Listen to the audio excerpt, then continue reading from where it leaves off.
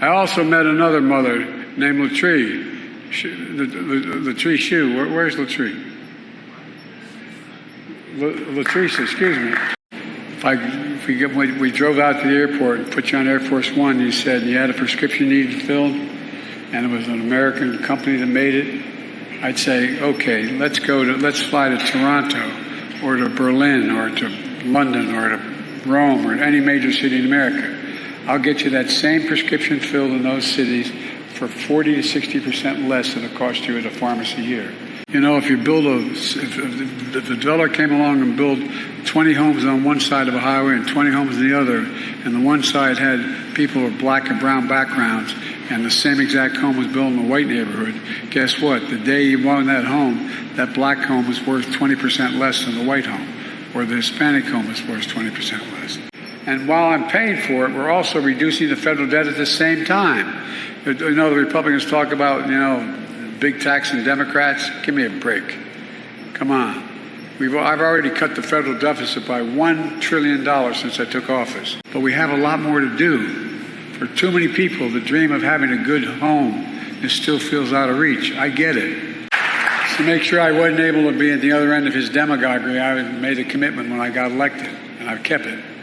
No one earning less than $400,000 a year, which is a lot of money where I come from, will pay an additional penny in federal tax. Not one single penny. Not one penny. If inflation keeps coming down, and it's predicted to do that, mortgage rates are going to come down as well. I had the dubious distinction of being listed as the poorest man in Congress for 36 years. I got a phone call. My wife was campaigning up. I was campaigning up in New Hampshire back when that statistic came out in the 90s. And she called. I used to call when, because the kids were little when I was away, and say, "How's everything going?" I got this, "Fine." You know you're in trouble when your wife or husband says, "Fine." I said, "What's the matter?" She said, "Only elected officials, husband or wife, could understand this." She said, "Do you read today's paper?" I said, "They don't have today's paper. Wilmington paper, Delaware, up in Nevada, where I'm with Leahy, up in Vermont." And she said, "Well, let me read it. Top of the fold, headline, Biden, poorest man in Congress. Is that true?" I thought, I don't know what the hell is true, but it turned out it was true. Anybody want to trade them with the billionaire tax?